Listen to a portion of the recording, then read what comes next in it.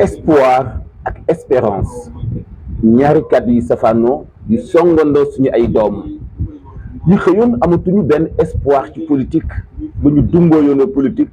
fukki at ci ginnaaw ñaar fukki at ci ginnaaw ndaw loo laaj politique doonatul lu ko intéressé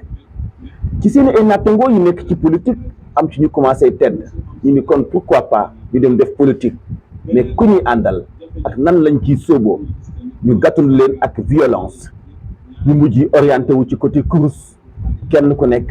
am fu mu gëm ak ku mu gëm ba jàppe ko sax yàlla wala bàyyi ay way juróom ngir topp kooka gisul lam fa doon seet ñu dëgmal wàllu koom-koom gis ni xaalis kenn du ko liggéey dañ koy lijjanti yoon boobu finalement baaxul nekkate ay sàcc doomu ñoo koy def ndaw yi ni tundum ni kan moo ñuy delloo si waatal espoir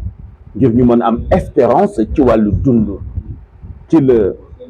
doxalinu politique bu bees juddu ci Sénégal di patriotisme. lan mooy patriotisme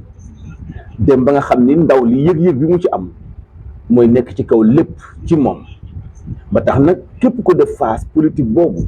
ndaw ñi gëm foog ni ci la ñu mën a suqalikoo ci wàllu diine wàllu nekkin wu sell wàllu koom-koom wàllu dundinu askan wàllu développement noppi nañu pour wan ginnaaw lépp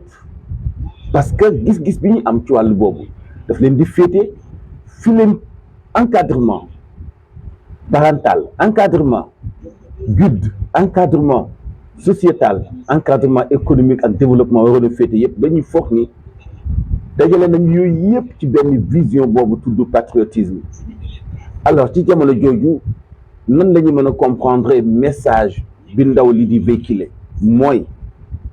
ñi leen jox idéologie boobu fexe ba bañ leen a indil déception.